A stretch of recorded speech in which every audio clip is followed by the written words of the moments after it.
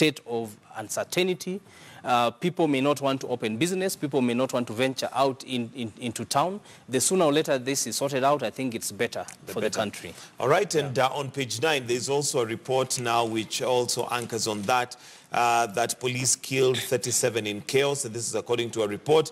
The dead include 7 minors, 4 boys and 3 girls, the youngest being 6 months old. Remember Samantha Pendo, and this was a story that went viral, who died after being hit on the head by a policeman. Of course, again, bringing into perspective and into light what this chaos may have done. Some have lost lives, and one life is one life too many. So the sooner this can be sorted out, the better. Yes, certainly so. Loss of life as a result of obviously preventable situations is regrettable, because the Constitution accords every citizen the right to life, and life should not be arbitrarily taken away except by an order of court for justifiable means. This calls into question the training and the capability of the defense and police forces to comply with the requirements of the Constitution and laws whenever that they venture out to keep peace. The other time we saw the police inspector general in one of the TV shows. I think the responses he gave, by and large, people were unanimous that they were not satisfactory.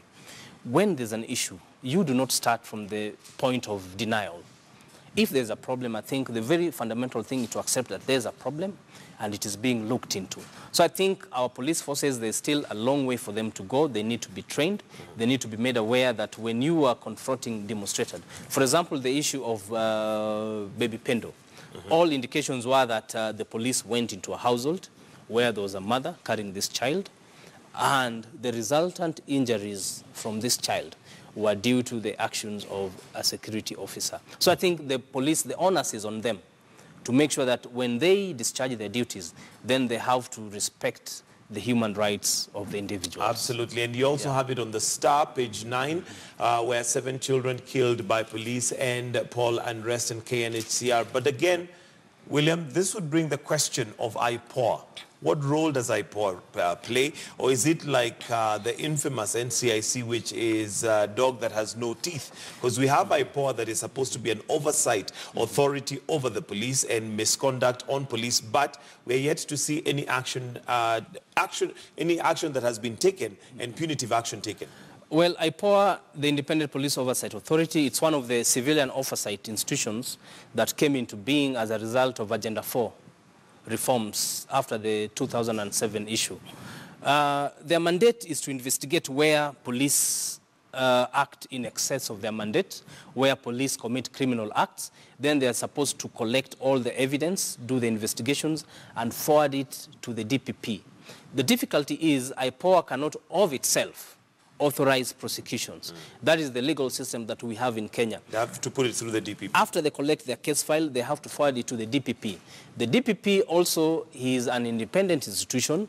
He has the right and the leeway to go through these files and make his own recommendations. So you'll find instances where perceivingly the IPOA might have a very strong case. It may be taken to the DPP. The DPP might think otherwise and direct it that there are still some gaps to be filled, so do more investigations. So I think if all these actors, because it's a constant of union, if all these actors collaborate and work in unison, then it will be very easy to see those results. But when they work in cross purposes, it will be very difficult. It becomes difficult. And yes, you have the same story in the Standard on page 12.